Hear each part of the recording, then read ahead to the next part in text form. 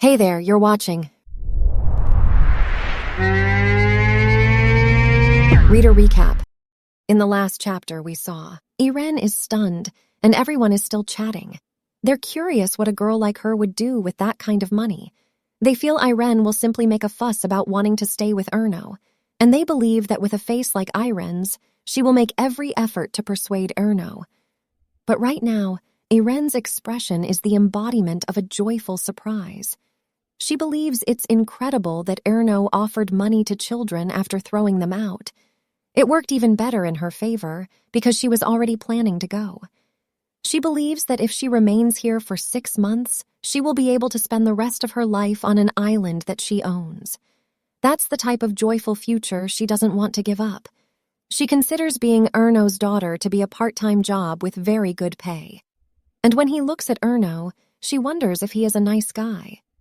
Erno is speaking with his father, and he wonders whether he would alter his successor because he has been acting recklessly. Then he catches Iren staring up at him in wonder. He grins at her and says he'll tell her about his goals for the year.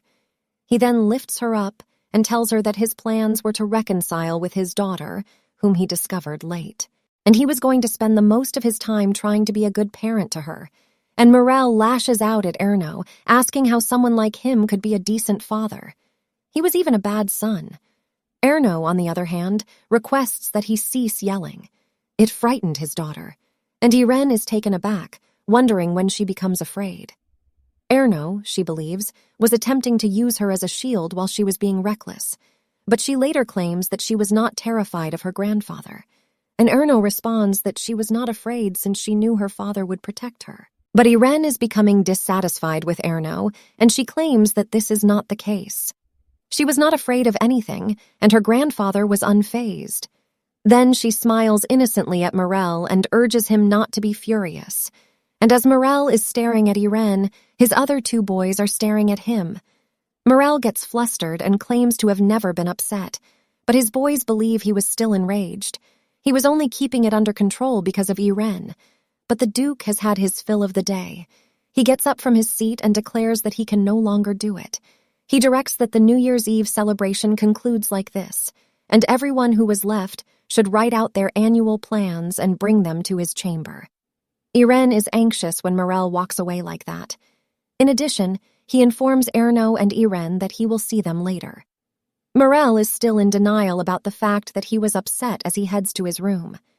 Now that everyone has left, Erno suggests to Iren that they return as well, and she doesn't have anything to say in return, so she just agrees. Even though Iren thought the New Year's Eve celebration would never finish, it did.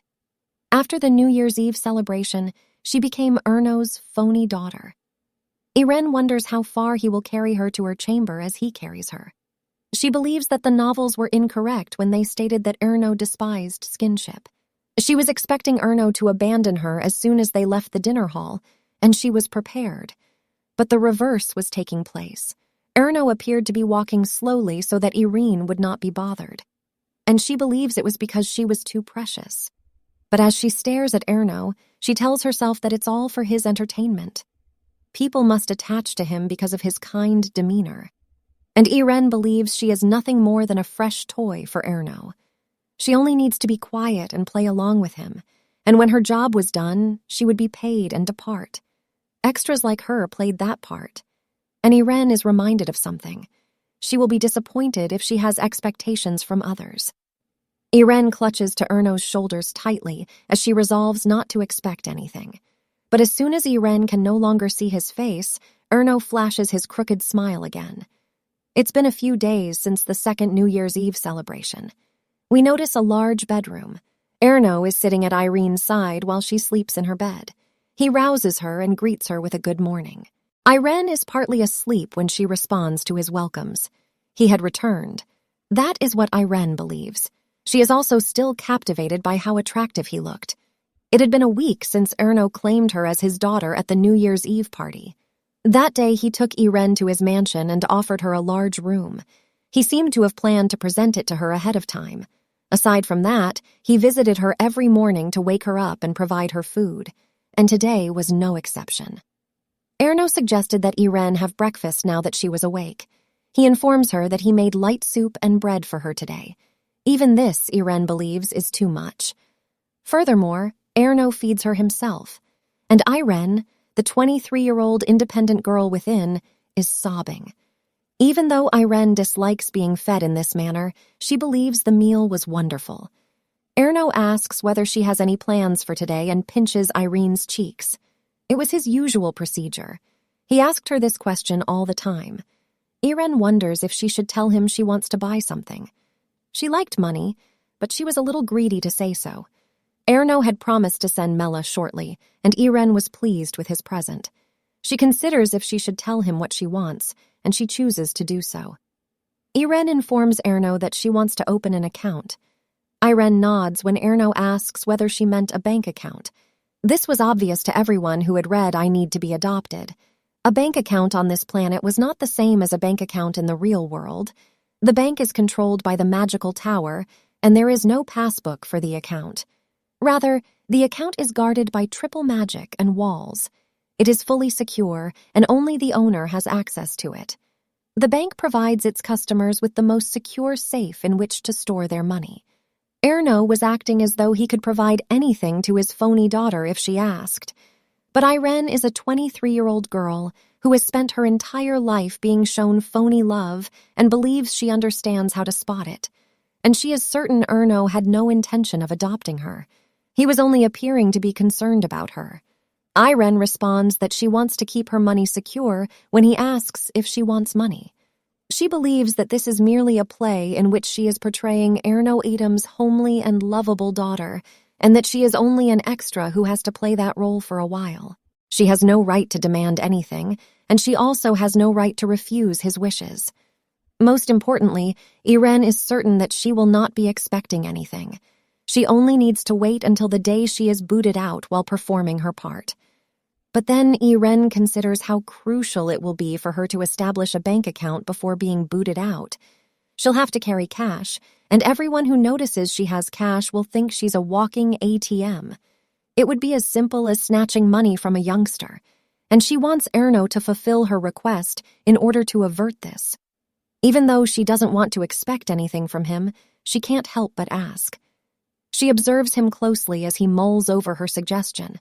And when he sees her like that, Erno flashes his evil smile again, saying that his daughter was desperately attempting to flee from home. But then he stands up and claims that making an account was simple. He asks Irene whether they should go immediately, and she can't believe he agreed to her request. They go to the market, and Irene is ecstatic because it is her first time outside. She is enthralled by everything and believes that things are much more spectacular than she expected. Erno also grins and expresses his delight that she enjoyed it. He informs Irene that a toy store is directly next to them. Is she interested in going? Irene disagrees, claiming that it's fine because she's never played with toys. She will be well with a small amount of money in her bank account. Irene believes that uncaring parents will not buy toys for their children, which is why she is uninterested in them. She had never known what it was like to play with toys in this or any prior existence. Even as she says this, a flashback to her previous existence appears. Her brothers were playing with toys while she was reading, but Erno isn't having it. He walks Irene to the toy store after picking him up. Irene is unsure how to react as he slams the door open with force. Erno sits Irene down and explains that he believes his daughter is serious, but he is concerned because she lacks greed. Even as he accomplishes this, the store employees fear. The shopkeeper inquires about Erno's conduct. He barged into their business before it had even opened for the day. Erno asks the man whether he owns the shop, and when he says yes, Erno throws a purse of gold money at him. Erno smiles and informs the shop owner that the bag contains 50 gold pieces and that he wishes to purchase all of the toys in the store in exchange. Everyone is taken aback, including the business owner, his employees, and Irene. She advises Erno to take his time before undertaking anything so daring. She didn't require any toys, but Erno chuckles and explains that if Irene does not like a toy, they will just discard it. He then asks if he should buy everything in the store or if she wants to choose her own toys. Irene hesitates to respond and believes she is much older than she appears. However, as Erno approaches the shop owner with the offer to buy everything, Irene yells that she will choose anything. Irene wonders about the toys in the world that need to be adopted while she browses the store. It was a magical realm, which resulted in the production of several unusual toys. And some are so bizarre that you can't get enough of them, but there was nothing here worth 50 gold coins. As she sprints around the store, Irene feels she'd rather have the money than any toy. In between, Erno teases her by wondering if he should just purchase the store, and the panicked Irene would just advise him to wait. But everything seemed pointless to her until Irene saw a toy that attracted her curiosity and decided to buy it. She shows Erno and the shop owner the toy she picked. It's a tiger doll, and Erno wonders why she only bought one. If she only has one doll, she will become bored fast. Irene, on the other hand, claims that she will not get bored of it. She brings the doll up to Erno's face and he inquires, "Is it a tiger?" Irene grins and remarks that the doll resembled her father. That's why she enjoyed it the most. Erno concludes that there is nothing further he can do because the store personnel are captivated by Irene's adorable acts. He claims that his daughter preferred just the toy that resembled him. And Irene had predicted that Erno would be touched by this, and she feels relieved that she was correct all along. As Erno kneels to pick up Irene, he inquires of the shopkeeper how many more of these dolls are available. The shopkeeper informs him that they were all on display. Then Erno inquires as to how many individuals have already delivered it. According to the shop owner, the product was recently released, and Erno and his daughter were the first purchasers. That's all Erno needed to hear, and he clicks his fingers as he informs the business owner that it was a nice thing. He continues, "I just wanted to get rid of those dolls." And they began to burn. The shop owner is stunned, and Irene is even more stunned. When he sees his ambitious product on fire, the shop owner panics and requests that someone bring him water. Erno, on the other hand, tosses another bag of gold money in his face and urges him not to make a fuss. He informs the shopkeeper that the fire would merely scorch the dolls and then vanish.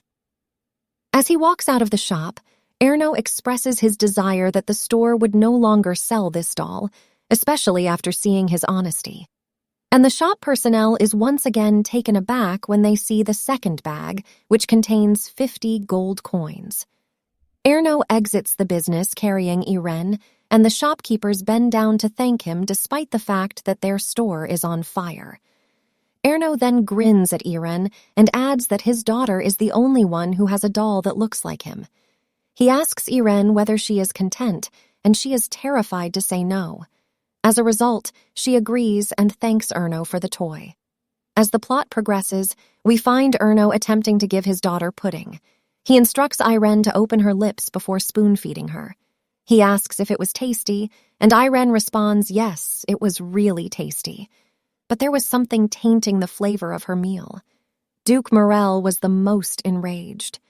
Irene was seated at a table with several significant members of the Adam family, and she wondered why she was there. It wasn't a dining table, and it wasn't mealtime. It was one of the Adam family's regular gatherings, which took place twice a week. The Adam family oversaw the kingdom's greatest military endeavor.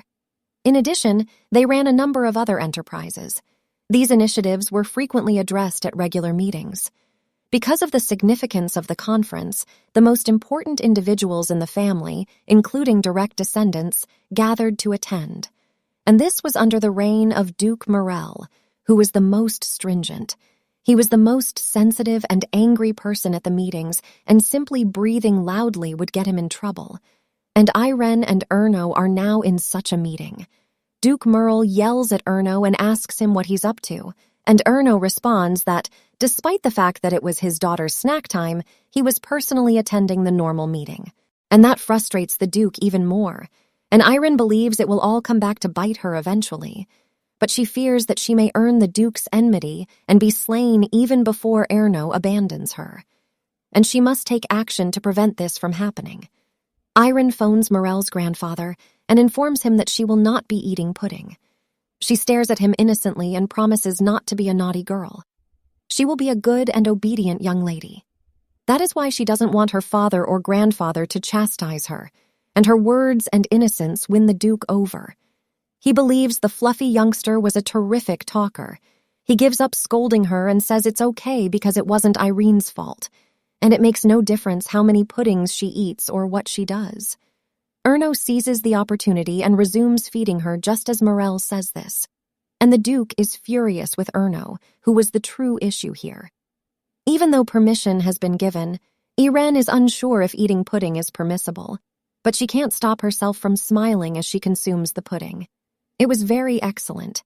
And everyone at the conference, even her usually austere grandfather, is taken by her charms. However, he chooses to come to business and inquires about the status of the weapons that were scheduled to be exported to their neighboring nation. According to the guy in charge of the armament, orders were still coming in, but resources were scarce. And while one side of the table is occupied with business discussions, the other half is occupied by people staring at Iron.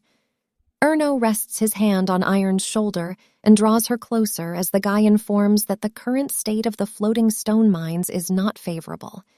Then he gives everyone who was staring at her a scary and dangerous look, and they are terrified. They quickly begin minding their own business, and Morel is still unaware. When he inquires about the status of the hunt for a new mine, Iron knows what the focus of their chat was. They were discussing the floating stone. Iron, as a reader, was well aware of the situation. It was one of the novel's most crucial parts. It was literally a floating stone in the sky, yet it would prove to be the most valuable resource in the future. And Iron recalls that the story's main character discovered the entrance to the new floating stone mine. There was a whole event in the literature about that. And, despite the fact that the mine was located in the mountains close beyond the dukedom, they had not considered investigating there until the main character discovered it. Iron is perplexed as to why the main character is even there at the mine's entrance. But then she remembers that, as the story's heroine, she had all the luck. It seemed evident that she would find it and be praised for it, but things were different today. That's all for today. Hope you enjoyed the video. Thank you and see you on the next one.